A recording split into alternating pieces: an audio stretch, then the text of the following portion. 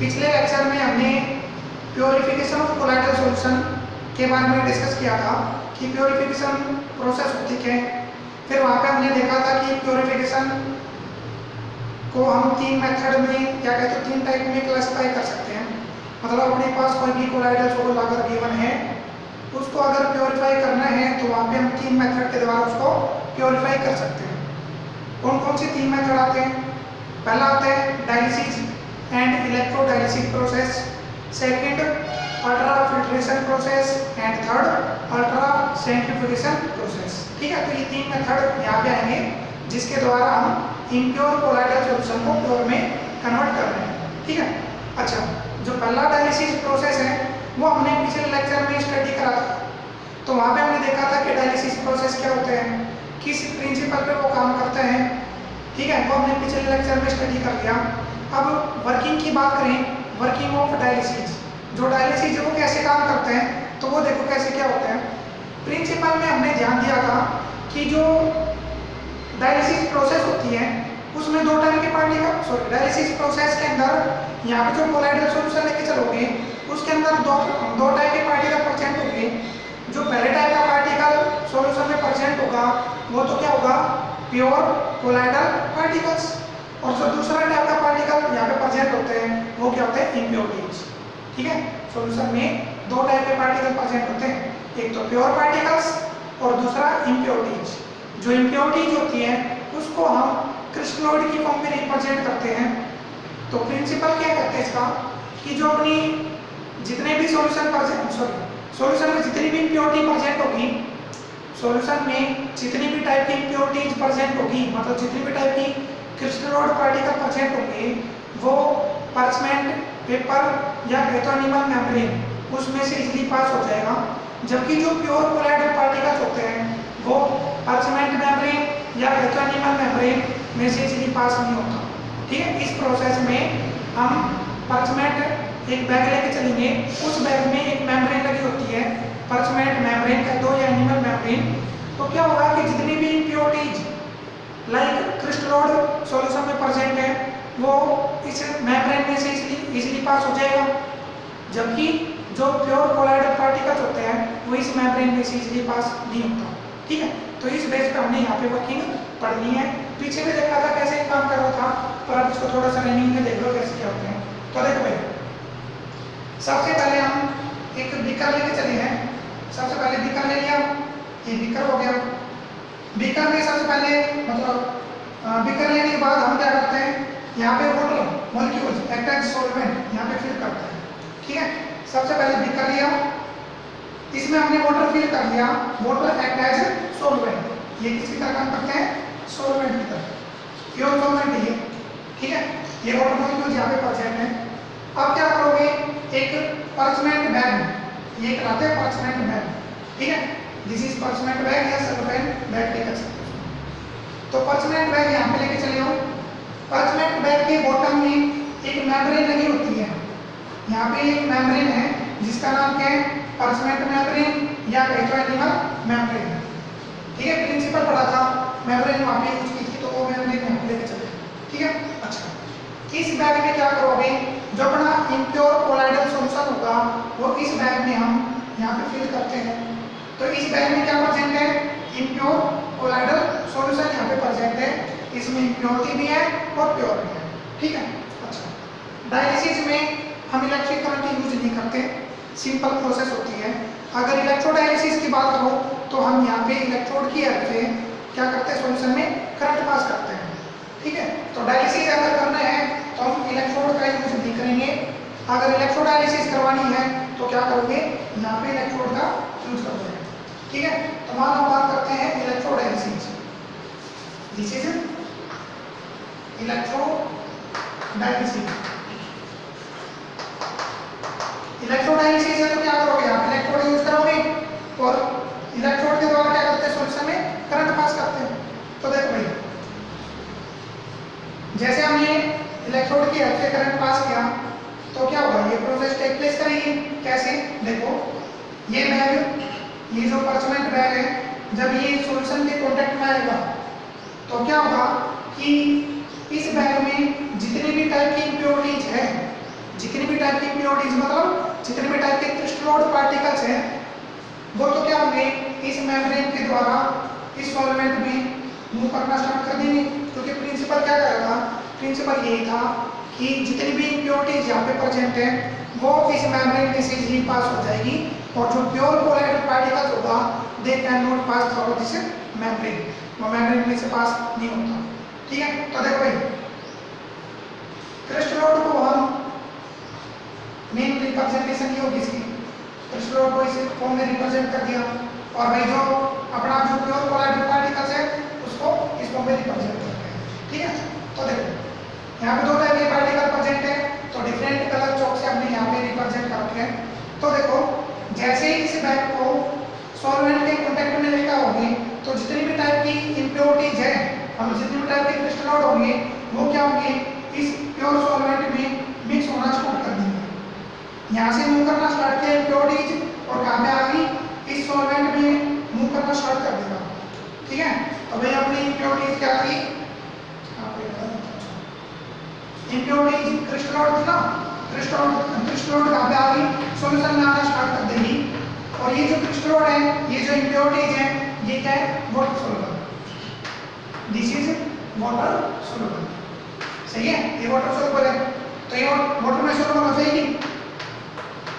तो जितनी भी इम्प्योरिटीज थी वो सभी कहाँ पे आ गई वाटर के अंदर फिल होगी और वाटर सोल्यूबल कंपोनेंट है तो क्या होगा वाटर में डिसॉल्व हो जाएगा। तो ये जो सॉल्यूशन है ये जो वाटर मॉलिक्यूल है वो कैसा हो जाएगा इम्प्योर, पहले प्योर था अब इम्प्योरिटी मिक्स होने के बाद कैसा वाटर फिल हो गया, कैसा हो गया ये इम्प्योर वाटर मॉलिक्यूल यहाँ पे फॉर्म हो गया। ठीक है, ये तो इम्प्योर हो चुका, बैग में केवल बचा क्या, इम्प्योरिटी तो बाहर निकल गई, बचा क्या केवल प्योर कोलाइडल पार्टिकल्स। ठीक है, जो प्योर कोलाइडल पार्टिकल्स हैं वो बैग के अंदर रह जाते हैं और जो इम्प्योरिटी है वो इस वाटर के अंदर फिल हो जाती है।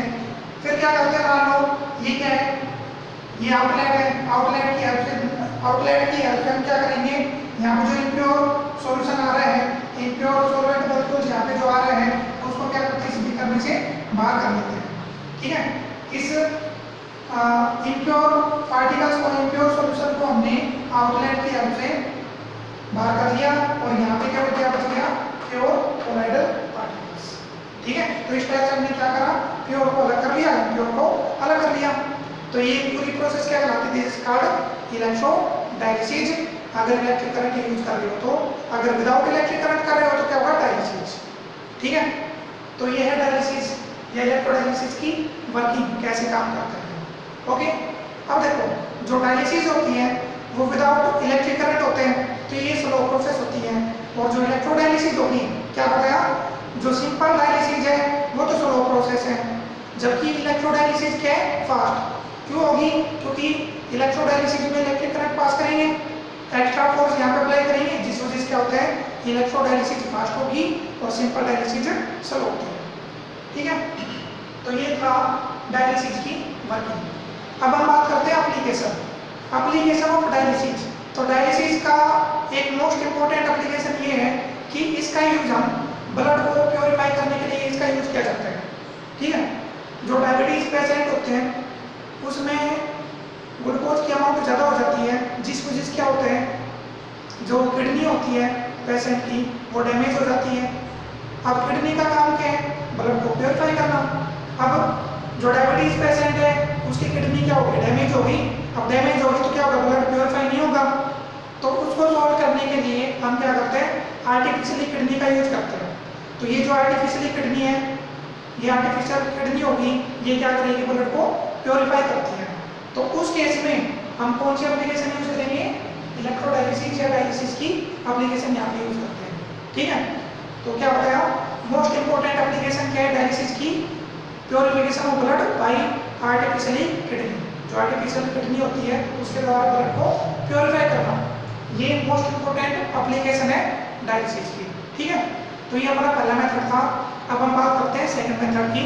क्या नाम है सेकंड मेथड का अल्ट्रा फिल्ट्रेशन प्रोसेस। उसके बाद तीसरा मेथड कौन सा है अल्ट्रा सेंट्रीफ्यूगेशन प्रोसेस। तो देखते हैं कैसे क्या होगा।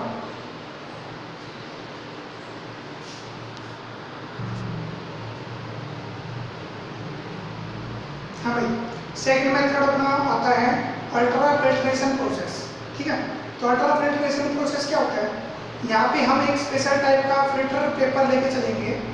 ठीक है, तो क्या होगा, इस फिल्टर पेपर, जो स्पेशल टाइप का फिल्टर पेपर है जिसको हम क्या कहते हैं, ultra filter paper.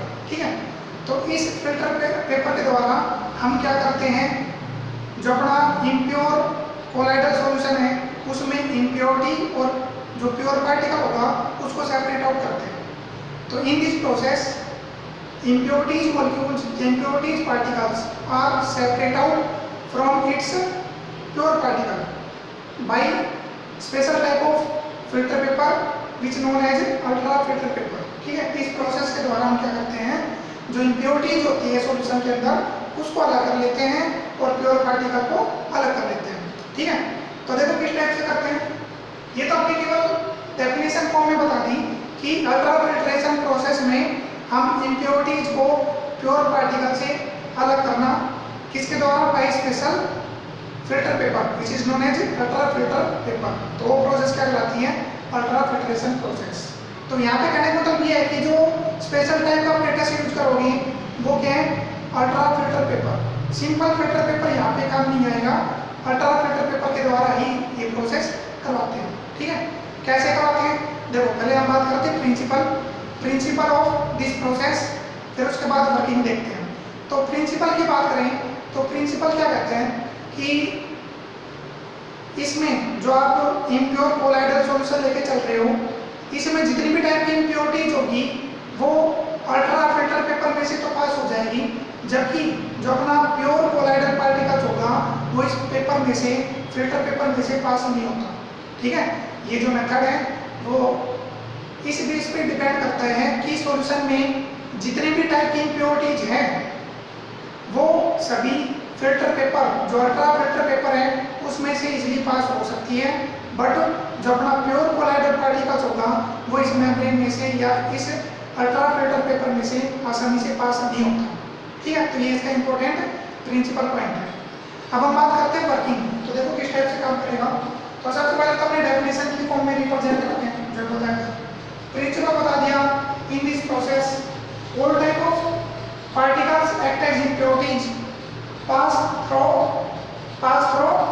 Ultra filter paper except pure colloidal particles. Colloidal particles को हटा के जितने भी पार्टिकल यहाँ पे प्रेजेंट है सॉल्यूशन के अंदर जो इम्प्योरिटी की तरह काम करती हैं वो इस फिल्टर पेपर में से पास हो सकते हैं, बट जो प्योर कोलाइडल पार्टिकल्स होगा वो इसमें से पास नहीं होता। ठीक है, अब देखो कैसे काम करते हैं, देखो सबसे पहले भी कर लिया। ठीक है, यहाँ पे हमने अल्ट्रा फिल्टर पेपर यूज किया है, this is ultra filter paper, ये अल्ट्रा फिल्टर पेपर हो गया। इसमें छोटे छोटे होल होते हैं, स्मॉल साइज के होल यहाँ पे प्रेजेंट होंगे।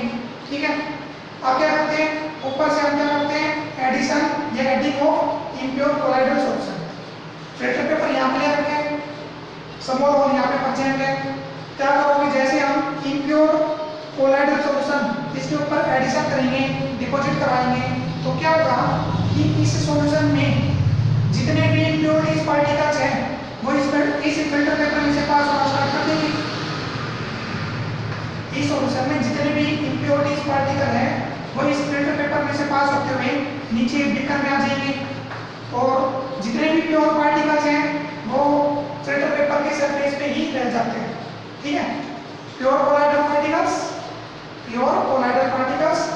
फिल्टर पेपर के सरफेस पे रह गए, और जितनी भी इम्प्योरिटीज थी वो इस बीकर में आके नीचे डिपॉजिट हो जाती है। ठीक है, तो इस प्रोसेस के दौरान हमने क्या करा, प्योर पार्टिकल को अलग कर लिया, इम्प्योरिटीज पार्टिकल को अलग कर लिया, तो ये कहलाता है अल्ट्रा फिल्टर पेपर जो पेपर यूज कर रहे हैं। और ये प्रोसेस क्या कहलाती है, अल्ट्रा फिल्ट्रेशन प्रोसेस। तो समझ में आ गया होगा।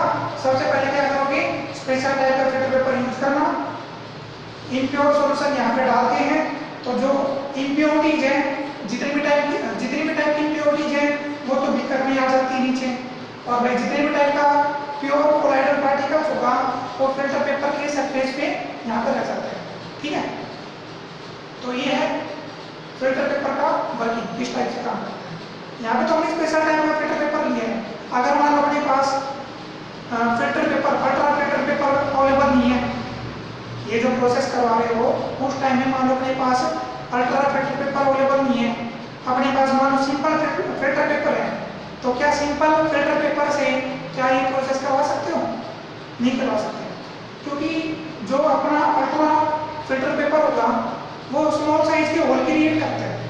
ठीक है, ये जो कोलाइडल पार्टिकल्स हैं जो फिल्टर पेपर के सरफेस पे डिपॉजिट हो रहे हैं, फिल्टर पेपर के सरफेस पे हैं, ये क्या हो रहा है? यहाँ पर इस फिल्टर पेपर में से पास नहीं हो रहे ना। क्यों नहीं हो रहे? क्योंकि कोलाइडल पार्टिकल का साइज बड़ा होगा और ये जो होल यहाँ पे प्रेजेंट है फिल्टर पेपर का वो छोटा होता है। ठीक है, क्योंकि इस प्रोसेस में कोलाइडल पार्टिकल्स के मॉलिक्यूल्स पास नहीं हो रहे इस पेपर में से। क्यों पास नहीं हो रहे? क्योंकि कोलाइडल पार्टिकल्स का साइज लार्ज है, बड़ा है, और ये जो फिल्टर पेपर लेके चल रहे हो इसके होल का साइज छोटा है, तो इस वजह से पास नहीं हो रहा। तो इम्प्योरिटी को हमने अलग कर दिया और प्योर को अलग कर दिया। अब ये कह रहे हैं अगर मान लो अपने पास अल्ट्रा फिल्टर पेपर नहीं है, सिंपल पेपर है, तो क्या सिंपल फिल्टर पेपर क्या प्रोसेस करवाएगा? नहीं करवाएगा। क्यों नहीं करवाएगा? अगर मान लो हम यहाँ पे सिंपल पेपर लेके चलते हैं, अल्ट्रा फिल्टर पेपर नहीं मान लो, हम इसकी जगह क्या लेंगे? क्या लेके चले हो? सिंपल पेपर लेके चले हो, सिंपल फिल्टर पेपर ये लेके चले हो। तो जैसे ही ये पेपर लेके चलोगे तो क्या होगा कि यहाँ पे इम्प्योरिटीज और जो प्योर कोलाइडल पार्टिकल्स हैं दोनों को दोनों क्या करेंगे? इस पेपर में से इजीली पास हो जाएंगे। ठीक है, अगर मान लो यहाँ पे सिंपल पेपर लेके चल रहे हो तो क्या होगा कि जैसे हमने इम्प्योर सॉल्यूशन इस पेपर में पुट किया तो क्या होगा? इम्प्योरिटीज भी और जो प्योर कोलाइडल पार्टिकल्स है वो भी दोनों मॉलिक्यूल्स क्या करेंगे? इस फिल्टर पेपर में से इस सिंपल पेपर में से क्या हो जाएगा? आसानी से पास हो जाएगा और इस बीकर में इम्प्योरिटीज भी प्रेजेंट होगी और वे अपने पास प्योर कोलाइडल पार्टिकल्स भी प्रेजेंट होते हैं। ठीक है, सिंपल फिल्टर पेपर के द्वारा हम इम्प्योरिटीज को अलग नहीं कर सकते, केवल किससे कर सकते हो? अल्ट्रा फिल्टर पेपर से। ओके, समझ आ गया? अच्छा, अब मान लो अपने पास सिंपल पेपर ही है, सिंपल फिल्टर पेपर का यूज करते हुए ये प्रोसेस करवानी है, तो कैसे करवाओगे? अभी तो हमने पढ़ा था कि जो सिंपल फिल्टर पेपर है वो इम्प्योरिटीज और प्योर को अलग नहीं कर रहा, सेपरेट आउट नहीं कर रहा, तो ये कैसे काम करेगा? उसके लिए हमें क्या करना पड़ेगा? जो सिंपल फिल्टर पेपर है उसको कन्वर्ट करना पड़ेगा अल्ट्रा फिल्टर पेपर में। ठीक है, अपने पास क्या है? सिंपल फिल्टर पेपर है, इसको कन्वर्ट कर दो किसके अंदर? अल्ट्रा फिल्टर पेपर में। ओके, कैसे? अपने पास जो सिंपल पेपर था, सिंपल फिल्टर पेपर था, इसके होल के साइज को क्या कर देंगे? रिड्यूस कर देंगे। जो सिंपल पेपर होते हैं, सिंपल पेपर के जो होल होते हैं उनका साइज बड़ा होता है और अल्ट्रा फिल्टर पेपर के होल का साइज छोटा होता है। तो हमें क्या करना है कि जो सिंपल पेपर है इसके होल का साइज छोटा करना है, रिड्यूस करना है। तो कैसे रिड्यूस कर सकते हो? यहाँ पे स्पेशल टाइप का सॉल्यूशन आता है जिसकी फॉर्मल्डिहाइड हो गया, जिलेटिन हो गया, स्टार्च हो गया, उसकी पेस्ट बनाते हुए इसके सरफेस पे हमने डिपॉजिट करवानी है। समझ है? क्वेश्चन ये था, मान लो अपने पास अल्ट्रा फिल्टर पेपर नहीं है, सिंपल पेपर दे रखा है, तो सिंपल पेपर के द्वारा, सिंपल फिल्टर पेपर के द्वारा ये प्रोसेस करवानी है। ठीक है, तो कैसे करवा सकते हो? सिंपल फिल्टर पेपर का होल के साइज, जो सिंपल फिल्टर पेपर है इसके होल का साइज क्या होते हैं? लार्ज होते हैं। ये जो होल है इसका साइज क्या है? लार्ज। ठीक है, जिस वजह से क्या होते हैं? इम्प्योरिटीज और कोलाइडल पार्टिकल्स दोनों पास हो जाएंगे, सेपरेट आउट नहीं कर सकते। अब इसको पहले क्या करना पड़ेगा?